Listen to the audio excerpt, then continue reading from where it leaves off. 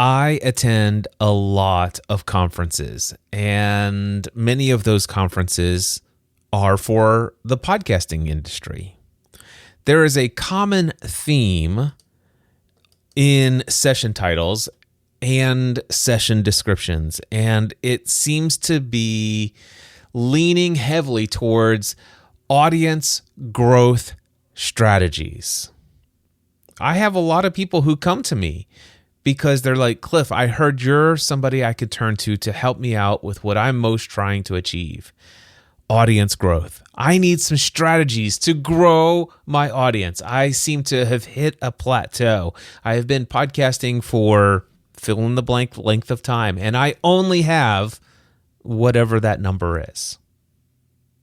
And I love looking at their face. Usually I'm doing these conversations on Zoom, and so I see the video of them on the other side of the camera. I love the look on their face when I said, how about I first share with you an audience reduction strategy? I think that might be more of a fit for what you're looking to achieve. Oh my goodness. I've had this conversation a lot over the last 2 decades, and I want to share just briefly off the top of my head, what do I mean by this? Well, the first thing is I just want to challenge the assumption that growth is universally good. I have experienced growing a large audience and some of the challenges that come from appealing to a large audience and not really having a lot of intention about what I want to achieve now that I have said audience. I was recently interviewed in a podcast, and I talked about the fact that when my wife and I started podcasting about the TV show Lost, by our 3rd episode, we had 27,000 subscribers. Now, this is back in 2005. Most people didn't even know what a podcast was. But because there were so few podcasters, and there happened to be a few million early tech adopters and a few million people who were interested in a television show called Lost on ABC, there happened to be 27,000 people who found our Lost podcast by its 3rd episode, along with some help of some other people who had already been podcasting about the TV show before and who had built and established something called the Lost Podcast Network, which was nothing more than a shared RSS feed on a Blogger account. Anyway, that's besides the point. But the reality is that here I was, a guy in Northern Kentucky, prior to my 3rd podcast episode. Actually, prior to the first 3 podcast episodes, hardly anyone outside of Northern Kentucky within a 50-mile radius had ever heard my name before. Okay, I had about 300 people who read my blog, but that's an audience that I grew over the course of a decade. 10 years of blogging daily for 10 years, and I grew an audience of 300 people. And those 300 people would check out the blog throughout the month. So to go from 300 people who are tuning into what I have to say to immediately reaching 27,000 subscribers by my 3rd podcast episode, when, I had lots of room for improvement. Technically, audio production-wise, and also emotional intelligence and all sorts of other areas that needed a lot of attention in my own personal and professional growth. I was not prepared for the feedback that I got from such a large audience. And we started with 27,000 subscribers, and it grew very quickly to over 60,000 subscribers. We launched a couple of other shows all of them being in the entertainment industry with millions, related to television shows with millions of fans around the world. And we were tapping into hundreds of thousands of people who were tuning into our shows. And I was not prepared for the mass amount of opinions of how they would prefer that I do my podcast. I was not prepared for the criticism. I was not prepared for the complaints.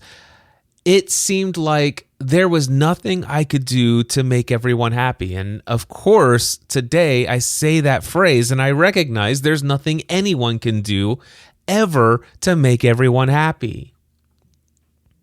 That's why I lean today on something that's not really relevant to this particular topic, but I will share this. It's a quote I came across just maybe about 8 or 9 years ago from a guy named Howard Thurman. And he says, "Don't ask what the world needs.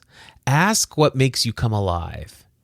Then go and do that, because what the world really needs most are people who are fully alive." I wish I would have known that in the early days of my podcasting, but I didn't. Instead, I had a massive audience. I had experienced unprecedented growth out of nowhere, and it took me years to adjust to all of the issues that came from that. And even though I did not get into podcasting so that I could earn income, I did not get into podcasting so that I could leave my career as an insurance agent. In fact, when I started podcasting, I loved my career as an insurance agent. And I don't want to paint a picture that everything was all bad either.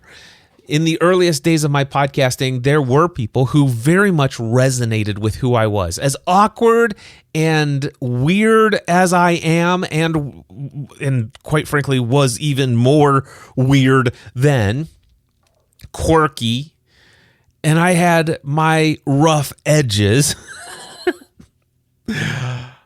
I still had people who loved what I was doing. There were a percentage of that audience who truly understood my heart, and they were able to see beyond the rough edges, and they were encouragers. And not only were they encouragers, but they received encouragement from me. They've got things from me that I didn't even know that I was capable of giving. And I received letters, handwritten. I received postcards. I received thank you cards in the physical mail. And I also received countless emails on an ongoing regular basis from people who said, "Cliff, I love what you just shared in that podcast episode. This made a major difference in my life." I tucked every single one of those away in a very open, easy to see space. For all the physical stuff, I have this big, huge, gigantic wooden box that I keep by my side at all times to remind me of all of those people who really, truly loved what I was doing. I have a label in my Gmail account or my Google email account that is called Praise and Encouragement. And I have so many messages from around the world from 20 years of people who have shared just how much they appreciate the content that I've done over the years, and even in those early days. But I will share with you that it didn't quite keep me from wanting to throw in the towel. I think it was right around the 50th episode or so. If I'm not mistaken, it might have been called That Episode. But I just had a breakdown as we were recording the show. I think we were broadcasting live, we were streaming live on Ustream, I think, at the time.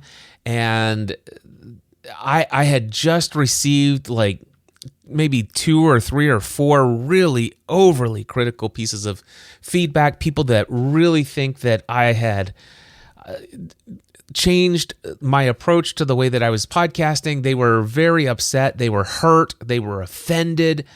And they just really laid into me about that. And me being the type of person that wants to please people at the time, not necessarily as much concerned about that today as I was back then. But back then, I was really hurt by the idea that I hurt people, that there were people who were unhappy with the changes that I was making to the way that we were doing our show. And it just, and then we did this live show and we showed up and somebody pasted a comment that spoke negatively about my wife. And I just read that and I'm like, you know what? I'm done. And I don't want to do this anymore. And that was a very low moment for me. And there was a season just before that, and there was a very long season after that. By the way, I did think that might have been our last episode. I published it. Thankfully, I had people who begged me, Cliff, don't give this up. Don't throw in the towel. Don't listen to those people. And I'm like, that's easy for you to say. But we continued on. But it was far longer than I would like to admit that I went on trying to please people. And I tried to make everyone happy. And I've not really talked a lot about that season in such a negative way because it's something that was quite painful at the time. And I don't think people really understand what happens when you're not ready or you don't have enough, what's the word? Resiliency.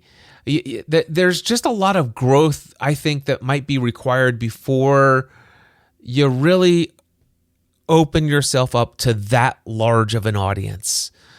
Anyway, I think I've said enough about that. By the way, I'm recording this episode with no outline in front of me. I just have this idea that, well, first of all, I'm getting ready to go to Social Media Marketing World next week. I leave on Monday morning and I'm going to be there all week doing a 90-minute workshop on podcasting. And because of that, I'm sitting here Thursday evening. It's 6:33 p.m. And this thing, I told you, you'll get an episode every Friday morning at 12:01 a.m. And so here I am on a Thursday night again, recording another episode. And I don't want to script this. I don't want to outline it. I want to share with you off the top of my head. And this thought of, I really have a lot of powerful conversations today with people who come to me and they think that the answer to their podcasting and or business journey is getting in front of tens of thousands and even hundreds of thousands of people. When in reality, they don't yet have clarity of exactly who it is that most benefits from what they want to do. Now, keep in mind, the people that I'm working with are on the entrepreneurial path. These are people who are either business owners and or aspiring business owners. They are people who want to make a living from their coaching, their consulting, their speaking. Some of them want to do online courses and they want to write books and all these other things.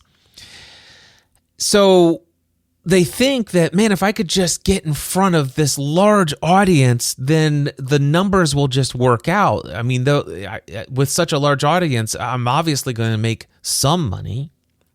Well, I can tell you that when I started podcasting full-time as a career and actually started my business full-time, self-employed, I had already been podcasting for 2 full years. I had produced hundreds and hundreds of podcast episodes by that time, and I had amassed an audience in the hundreds of thousands, all before I had my first day of full-time self-employment in January 2008. And you know what? I still ended up ending that first year in full-time self-employment with only $11,000 net income. Now, the business made a lot more than that. It paid for health insurance benefits. It paid for all of the overhead and expenses of CPA and all the other taxes and everything else related, all of the stuff. Bought a bunch of business equipment, business expenses, things like that, but no personal income for the first 9 months. And then the taxes on the final 3 months left us $11,000 net personal income for an entire year. And that's with an audience of hundreds of thousands of people. And that's an issue of having a large audience, but not having much clarity about who are you, who most benefits from what it is that you do, what is your core offer, what is the main thing that people buy from you, and who are the ones who get the biggest return on investment? Who are the ones who you most enjoy working with? What is the most profitable thing that you do when you are doing things for income inside of your business? For the first year of my business, I could not have answered any of those questions. I thought that my heart was to serve anyone and everyone. And by golly, I'm doing that through keeping people entertained with our entertainment podcast, and sponsors would be delighted to sponsor some of the content that's reaching such large audiences. And sure, I made a couple of $1,000s a month from those things.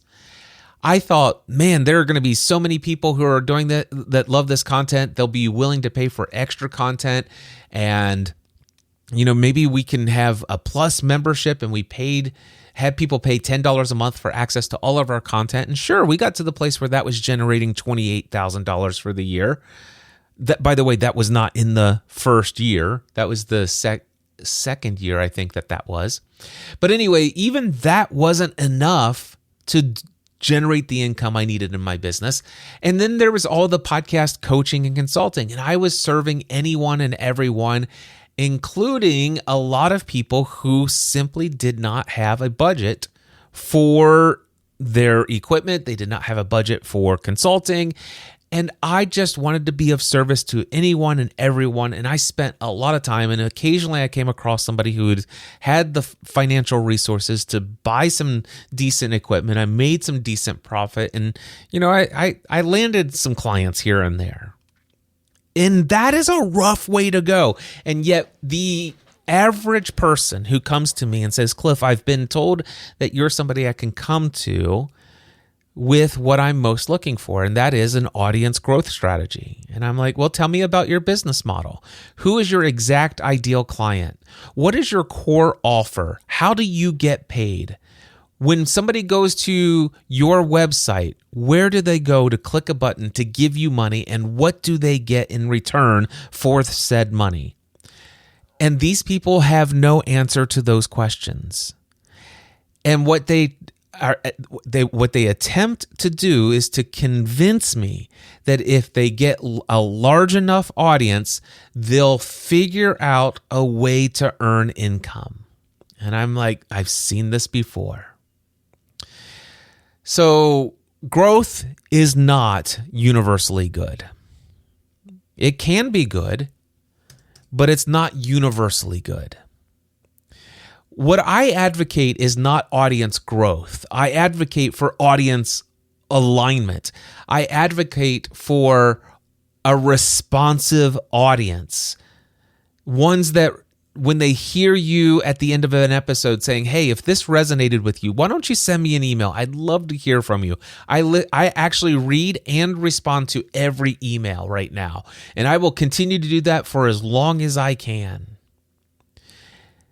I advocate for a more influential audience, and I advocate for relational depth with your audience. I'll give you an example of what I mean by relational depth, and it's not directly tied to podcasting, but I think this will translate well to give you an understanding of my philosophy of what you can do with what some people would call or label a small audience. So I told you I'm getting ready to go to Social Media Marketing World. It's in Anaheim, California. I'm doing a 90-minute workshop on how to create a podcast. In fact, if give me a second here, I will tell you the exact topic that I am doing, what the title is. It's called Creating an Influential Podcast That Captures Attention and Compounds Trust. Now, this room will have the ability to seat up to 400 people. And there's no way for me to know right now how many people will be sitting in that room when that time comes. Now, the good news is that there will be only two other workshops, I think. I think there are 3 concurrent workshops for each time block. So, but the thing is this is the workshop day. So only the people who pay for the ultimate all access pass get access to these workshops. So it's not the thousands of people who are going to be there for the overall conference for the other 2 days. There's a subsection of people who are the all access people who come to the workshop sessions. But anyway, there could be as many as 400 people in the room, and at that point they would actually close the room so that there's no fire code violations. Right now, there are 86 people who are RSVP'd to attend this session. Now, I'm getting that information from something called the Whova app. The Whova app is a standard conference industry app for attendees. A lot of conferences that I speak at use the Whova app. It's pretty powerful in many ways, and it's certainly powerful for what I'm talking about. Some people would think, man, I don't know that I would actually fly all the way across the country and invest all of my time, effort, and energy if I were only going to speak to 86 people. And that is exactly the mindset of the average person who comes to me and says, Cliff, I've got this podcast and it only has 86 downloads per episode. Let's just say that that's the number. And I'm like, wow, that's amazing. And they're like, what are you talking about? That's amazing. You mean 86 people show up in a room every single time you publish a new episode and talk about the things that are on your heart to share with them? That's amazing. They're like, no, Cliff, it's not amazing. I need tens of thousands of people. And I'm like, tell me about your business model. What is this low ticket priced offer that you have that you need tens of thousands of people to buy from you? And they don't even have the low ticket offer. But they certainly don't have a high ticket offer. They don't have a medium ticket. They don't have an offer is the problem. And so anyway, going back to the Whova app, one of the things I love about it is that as a speaker, there's something called a speaker hub. And I can go and look at my talk, and it says, hey, your talk is going to be on Tuesday, April 28th. It's going to be from 4 p.m. to 5:30 p.m. You're in room 252, and there are 86 people who are inside the Whova app who have gone through the agenda and clicked, oh, that looks like a good talk. I'm going to RSVP, and I'm letting it be known that I hope to attend that session. So obviously, not everyone who attends a conference like this even uses the conference app. And even those who use the conference app don't necessarily go in and take the time to use the app to plan out what sessions they're going to go to. And even if they do, even fewer actually click the RSVP button. So I do know that at least 86 people have gone through and done all of the above, which leads me to think that there may be more than 86 people who will attend. Now, just because somebody RSVPs to attend, clicks the little button, they may actually go through and find 2 other sessions or another session that's on at the same time and RSVP to theirs as well and say, I'll make a decision when that day and time comes, which of the 2 I'll go to. And there's some of these 86 that may not show up to my session. So it may not be as many as I have showing on the screen here. But just to give you an example of what I mean by relational depth, here's what I did. I went in and I'm going to just click on here and hit send a personalized message. Let me go over to messages, and I need to go back to when I started this. So alrighty, here we go. We might be able to pull it off right here. Okay, here is a template message I sent to all 86 people who RSVP'd. I said, Tara, I saw that you are a fellow. Oh, actually, that is a fellow speaker. Actually, I can tell you what I said to Tara if you want to hear that. Tara, I saw that you are a fellow speaker at Social Media Marketing World, and I just wanted to say that I hope your session goes well and that you have safe travels. Perhaps we'll connect at the speaker party. By the way, I sent that message to every speaker who is listed as a speaker inside of the Whova app. And let's see here. I'm trying to see if I can find, and I don't want to edit, so I don't want to, I'm just going to keep narrating as I try to find somebody here. There we go. I'm honored that, okay, so here's one. Jim, this is actually the one I sent to all 86 people who hit that RSVP button. Jim, I'm honored that you have RSVP'd to attend my session. I hope that we get a chance to connect at this is Podfest. So the Whova app is going all the way back to some other ones. Man, this is, okay, I could probably use some editing on this. I'm not going to edit this podcast. Here's one, though. I know for a fact that this is the one for Social Media Marketing World. I've got it right, I promise you, this time. Alex, I saw that you're planning to attend my workshop on podcasting. I wanted to say I'm honored you'll be there. Is there anything specific you'd love for me to cover that would make the session especially valuable for you? Now imagine I sent that message to all 86 people. And one of the things that I did is I created a Notion document. And every single person I sent that to, I put a numbered list. So for example, I know that Abigail Knight, Alex Kraus, Elisa Pardini, Amit Grover, Ann Driscoll, Archibald Saki, Ashley Solis, Ashley Voss, Autumn Miller, Barry Wellston, Beatrice Lopez, Brant Arnold, and I could go on. I know all 86 names. They are all inside of a Notion document. I manually typed in their names. And then every single time one of those people, one of the 86 people wrote back, I would write down what they said. For example, it says, "Hey Cliff, thanks for reaching out. I just launched a podcast for my company," and this person put a link to their YouTube channel.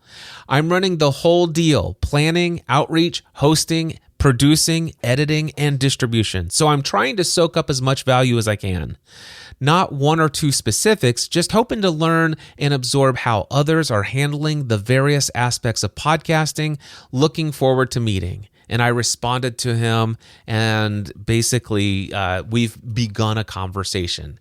Now, because a conversation has formed, I've already taken Barry and I've put him in my CRM as a person, and I've already logged the beginning of that conversation, and any dialogue we continue to have, I can see that he has an entry in my CRM. He's not just a name as a list, but there's a little button that his name is actually a tag that takes me directly into his CRM entry. And Barry and I, every conversation we have from this point forward is a tracked CRM. Client relationship management software is now tracking that. Another person responded and said that I currently serve as communications and media director for such and such church. It's a growing church of over 1,200 people.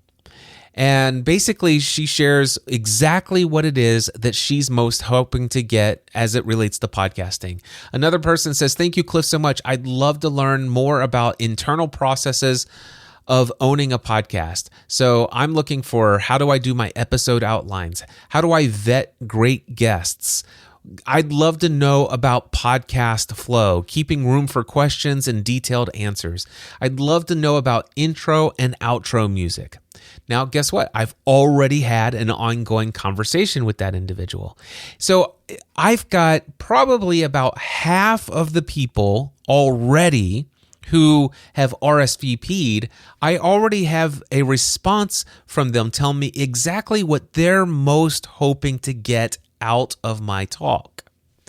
And because of the back and forth, each time we exchange a message back and forth and I ask a deeper question, our relationship is deeper. The idea is that I hope to get into that room on Tuesday, and I will already know the names and several personal details, and I have a very clear picture of what 40 or 50 of the people who are in that room, I will know them. Now, I may not yet have a face associated to the name, but what I do know is that I will go in and I will introduce myself before. I got 30 minutes before my talk, in between the talk before me and mine. And I will go up and introduce myself, and they will tell me their name. And some of them I will remember off of the top of my head, personal details. And you want to know how that's going to happen? It's because on my flight to California, you like that? On my flight to California, I'm going to study this list, this Notion document. I'm going to go in and rehearse what are the conversations I've had? Who are the people? What memory mnemonic techniques can I use to associate a person's name to a person's details so that I can actually, in the moment when I go up and introduce myself and they tell me their name, and I'm like, "Oh, you and I were chatting about fill in the blank." This is the level of relational depth that is possible for me as a speaker who sees that 86 people have RSVP'd for my thing. Now, do you think most speakers go to this length to build a relationship with that many people in these apps? The answer is no, most don't. But that's okay. I'm not concerned about what others do. I am concerned about what I do. You see, I'm at a place where let's just say that by the time this weekend is over, by the way, the app is getting more and more active as we are now getting closer. I would say that by the end of this weekend, the app will probably show me that 150 to 200 people are registered or RSVP'd. I will have conversations that people, meaning that I'm going to send every single one of them the template and, "Hey, is there anything specific you'd like me to cover?" I will have conversations with those who have responded back to me. It'll probably be about 100 people. And so out of that 100 people, let's just say 30 people become a client of mine within the next 12 months. The average price is going to be $15,000. Let's just say that. So 30 people times $15,000, that's going to be $450,000 of value that I will earn from being a speaker in this room. That's if only I engage with at such a level that 30 of them, only 30. So out of, let's just say there's going to be 200 people in the room. If 30 of those people become a client for my core offer of the Next Level Mastermind for $15,000, that's $450,000 I'll earn before the end of this year because of what I'm doing. Do you see how I don't need to be, I don't need to be in the room where I'm speaking to the 3,000, 4,000 people who are attending the event. I can pull away $450,000 in revenue from 30 people who are in my audience of 200. Do you see what I'm talking about? Now, do you see how I can take this away from social media marketing world, away from that workshop? And do you see how this equally can apply and be taken right over to your podcast that has 200 subscribers? 200 downloads per episode. The thing is do you know who that are? See, I'm actually having these conversations, and I told you that approximately 100 people are going to reply to me. Not everyone is my ideal client avatar. Not everyone's full-time self-employed. Not everyone is going to want to be a part of a mastermind group. However, the 30 that I'm referring to are going to be the ones that, as I'm having conversations and I'm asking deeper questions, I'm actually going to figure out which ones out of these 100 people that I'm connecting with, messaging back and forth. And then eventually we're going to transition into face-to-face conversations. Out of the 100 people that I've been actively engaging with, who are the 30 who are a perfect fit for the Next Level Mastermind, who are exactly at the place in their business journey where being a part of the Next Level Mastermind makes the most sense. I'm going to speak on stage and speak to those people and answer those types of questions. The stuff that I share will be relevant to those who are not. In fact, there are several people who are not my target audience who've told me what they're hoping to get out of my talk that are not included in my talk that I actually am now going to include in my talk so that I actually am reaching that broader audience. But I will tell you, the people who are going to resonate the most, the people who are going to be like lining up to speak to me at the end of my talk, they're going to be these 30 people. That's what that is the design that I am creating with the content that I'll be speaking on the stage. And it's the same way I design the content when I publish a podcast episode. I am speaking specifically to a target audience and saying things and speaking things that would resonate at the deepest level for those who are the perfect fit for my core offer. And so when I suggest, hey, would you like to hear my audience reduction strategy? And after I explain to them what I mean, we begin talking. I often will ask, well, first of all, how much money are you currently generating in your business? And they typically tell me, this is what I'm currently generating on a monthly basis. Okay. How much do you want to be generating in your business? And they tell me what that number is. And I'm like, okay, what are your offers? And many times, they have a lack of clarity. They're all over the place. I'm like, what out of all of those offers, what's most profitable? And what is the one where people seem to be the happiest and you with what they've got and you love serving them the most? And we go there and I'm like, so why not make that your core offer? Why not begin to speak? Well, because Cliff, here's the thing you don't understand. I really want to be able to be of service to everyone.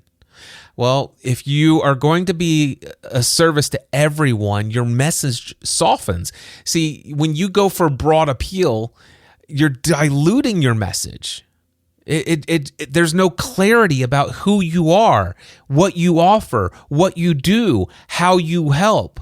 You're trying to make it so broadly appealing to such a wide audience that those who would actually attach themselves and say, oh my gosh, he's speaking to me, they can't have that experience because you're not speaking clearly enough. Instead, what you'll have is you'll end up with the wrong listeners. These are the people who will consume your content. They'll love it, but they're going to pull you in all sorts of other directions. It's like, hey, do you have this? Do you have this? Hey, do you think you could create this? And oftentimes people get really attracted. It's like, oh, that is something I could offer. And you know what? There seems to be a lot of people out there who really want this. And oftentimes those people who will ask you for this, and it's like, man, I wish you had this. They're not the same people who, when you make it available, are actually going to put money in your bank account. Ask me how I know. So there is a hidden cost that is associated with growing your audience with the wrong listeners. When you get very clear about exactly who your ideal client avatar is, your ICA, and you get very clear what your core offer is, you have the ability for your content to become so focused on that person, and you will have such clarity about how to speak about that offer that every word you say and every piece of content becomes a filter, in such that the right people who your content is meant to reach will self-select and say, that's me. This is what I have been looking for. This is the offer to fill the need for which I have been seeking. I didn't even know that I was seeking this until I heard this, but that is me. And if this is done effectively enough, you actually will repel people who don't resonate with it. Eventually, you're speaking so clearly to a specific audience. Oftentimes, some of those who are not in that audience will say, this just isn't hitting as much as it used to. I'm not resonating with this content in the way that I used to. This content seems to have shifted. And some of those people will fade away.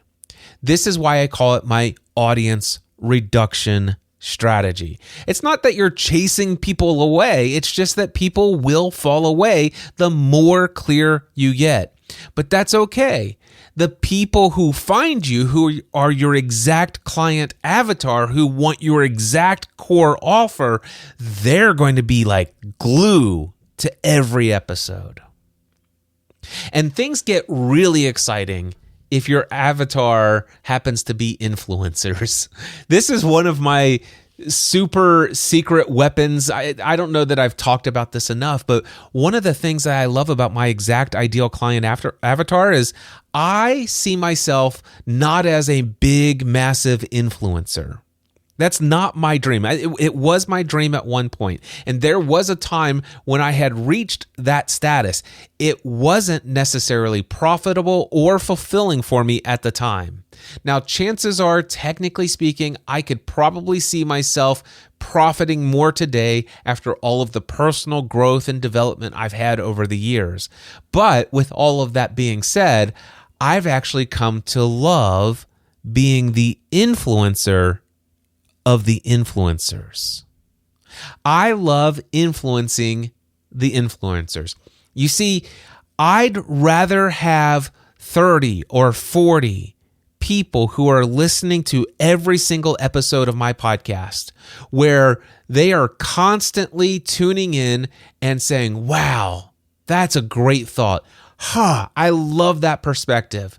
And then all of a sudden they walk away, they chew on that, they journal about it. And you know what they do? They end up writing their next email newsletter, or they actually publish a book that's a New York Times bestseller, or they go to their podcast that has tens of thousands or hundreds of thousands of subscribers. And you know what they do? They say, I was listening to Cliff Ravenscraft the other day, and he said something profound. By the way, if you don't know Cliff Ravenscraft, you can find him. He's the podcast answer man. He's helped so many people with podcasting. Today, he does business strategy and mindset coaching.